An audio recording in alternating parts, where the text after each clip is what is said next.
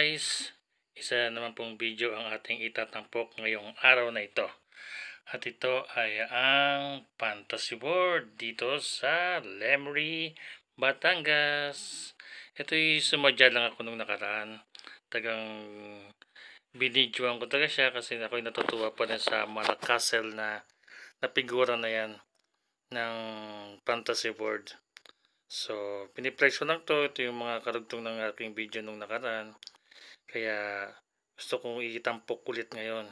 Kasi masarap mag-video ngayon, lalo na hindi masyadong matao. Hindi masyadong marami yung mga motor rider ngayon dito kasi ordinary day lang to. Pero kung ito'y weekend, ako, sandamukal yan.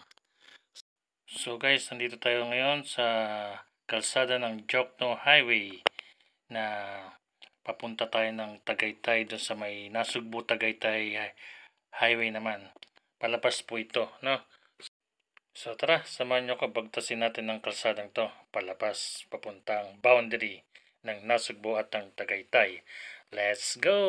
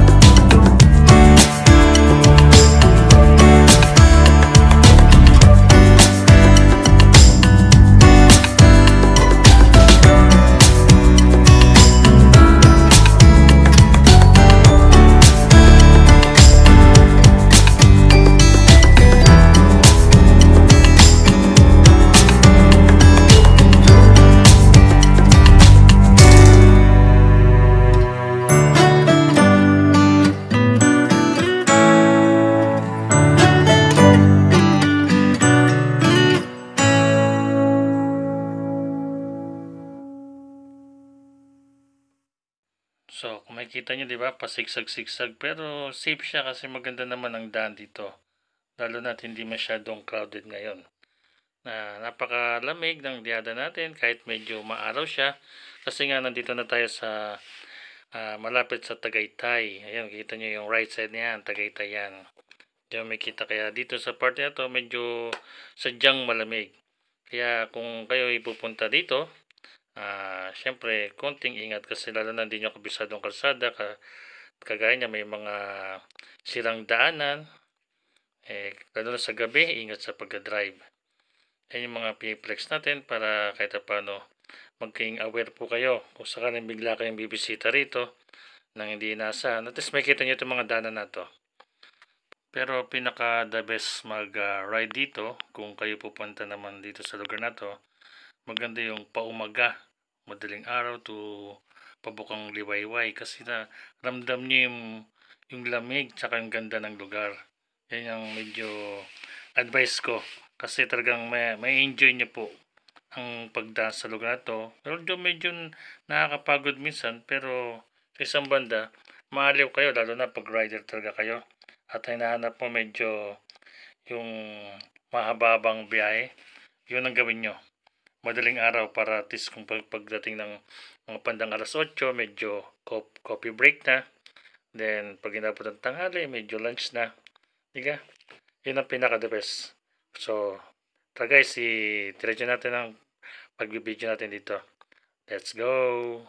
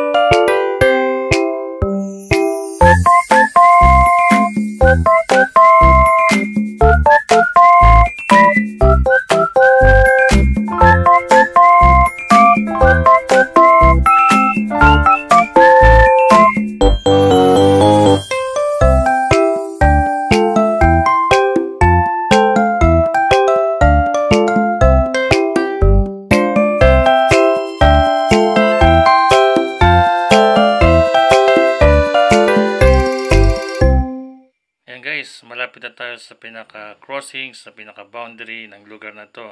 Pagpakaliwa yan ay papuntang Welcome Nasugbo at ang pakanan, ito yung way papuntang Tagaytay na. So dahil sa Tagaytay ang punta natin, kumanan tayo. Kung mga fresh beef pa lang hinahanap nyo, ayan dito. Marami dito sa hilera ng Tagaytay. May kita mo yan dito sa may Tagaytay, dito sa may Welcome Nasugbo, dun sa may tapat ng Alfonso, dun sa Mendez, meron yata sa Mendez. So, tapos the rest pa ni restaurant na yan. Kaya kung may mga nagbubulalo at gusto nyo ng mga fresh talaga na baka, na beef, dito kayo pumunta. Makakahanap talaga kayo ng masasarap talaga. So guys, hanggang dito na lang po muna ang ating video. Basta panoorin nyo lang yung mga pinapa-upload kong video para kahit paano magkaroon kayo ng idea kapag nandito po kayo sa lugar ng Cavite, ng Batangas. Yan, may kita nyo kasi yan ang kinukontent ko po. Kaya salamat po sa panonood. See you on my next video. Bye-bye!